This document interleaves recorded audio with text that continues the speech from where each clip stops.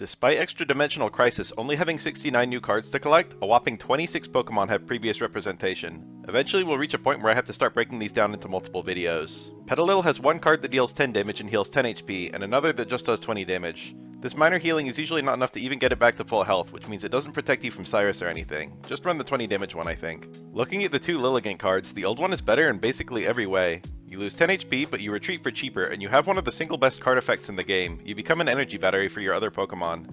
I don't think the old Lilligant card is even that good compared to something like Leafeon, but it's astonishing how much better it is than the new one when you see them side by side like this. Rowlet got a new evolutionary line featuring a non-EX Decidueye, so its lower forms also got new cards. This new one has more unstable damage for those of you who love gambling. It's usually equal to or worse than the Leafage Rowlet, but regardless, I'd still use the Skill Dive one since it sets up Pierce the Pain on Decidueye EX. As for the new Dartrix, it actually gets a better version of this Skill Dive move, and personally I prefer that to the Razor Wing version. Shinx gets a bog standard attacking card. I think the Hide one is actually probably more useful overall, since Shinx's main purpose is simply to survive until it can evolve.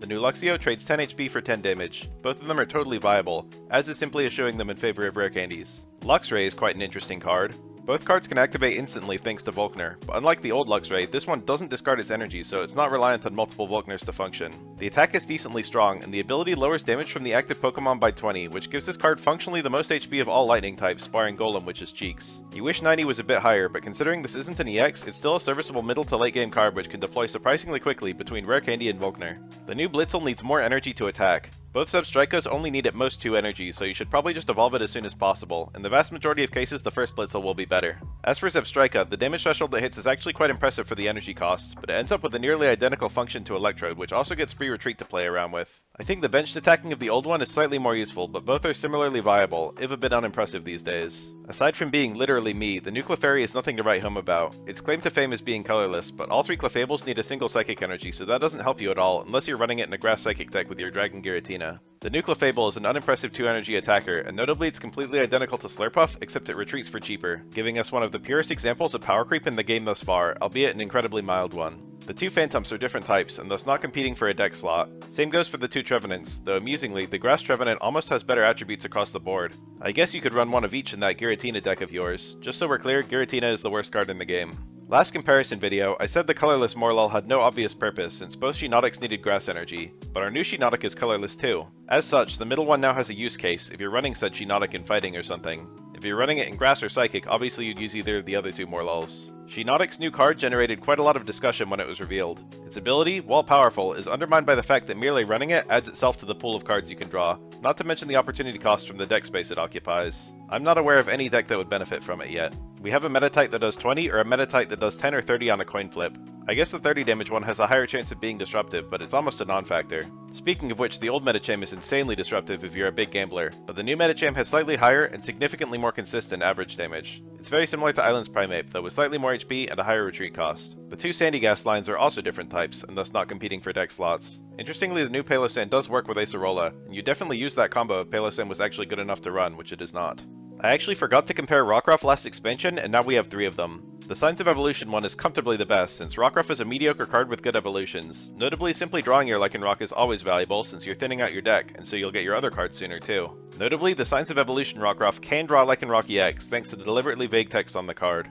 I also forgot about Lycanroc. The daytime one is a bit energy hungry, but a functional card. The nighttime one is actually extremely strong thanks to the cheaper cost of its attack and the relatively high power. Most low HP Mons can take repeated 50 damage attacks, while EX Mons will be taking 100 damage. Its decent HP also makes it quite hard to one-hit KO, which means it'll often get off a low health Bloodfang, which will be powered up quite reliably. Overall, this card might be better than Lycanroc EX, though you can obviously run both and play whichever one you need. Meowth's old card is a standard evolving attacker. The new card brings a very interesting effect to the table, where it discards tools. I originally pointed out that the opponent upon seeing this will just play out their tools right away, but someone commented on the video saying if that's the case it makes Guzma very strong, and they were right. The inability to do damage is extremely annoying though. Call me crazy, but I think both Persian cards are totally playable. The old one has a damage mitigation effect, which is pretty useful in the early game. The new one has an extremely powerful paralysis effect. Both get decent damage and set up quickly enough. The new one looks better to me, but you could slot in either if you're a big Persian enjoyer. The attack names for Diglett imply that it uses significantly more force when moving randomly than it does when deliberately trying to attack the opponent. As for viability, the higher HP on the new one is valuable, and they have the same average damage, so genuinely the new one is probably stronger. Both Alolan Dugtrios attack for 2 energy, so you probably won't be a Diglett for long. The original Stuffle is garbage. The new Stuffle is very mildly better. Old Beware had Titanic damage, but unfortunately a Titanic cost, in addition to an extremely annoying negative card effect. Other cards can simply attack repeatedly in the time this would be setting up, and when you consider that, it's not even strong. I think this card is extremely bad and borderline unplayable, even with heavy deck support. The new Beware has an amusing instant kill move, making it the new funniest card in the game, but it has a 3/4 chance of doing nothing, and 3 energies is a very high price to pay for a card that does nothing. At the very least, you do have enough health that you might get to attempt it twice, and I guess you do get 2 points if you happen to hug an EX card. Finally, we have Oranguru. The old card had one of the coolest and most interesting effects in the game, but disappointing damage and no potential to evolve, so it ended up underwhelming. The new one, by contrast, is one of the least interesting cards in the game, having an energy cost way higher than its health allows, while also having an annoying retreat cost for a basic. Snorlax with Berry is much better than this, Chansey is better since it has higher HP and thus better synergy with Ilima. Hell, even Continuous Lick's Lickitung is better than this. This card is aggressively bad, don't run it. Okay, that's it for this set. Hope you guys enjoyed. Feel free to leave a comment with your own thoughts, especially if there's some important consideration I missed.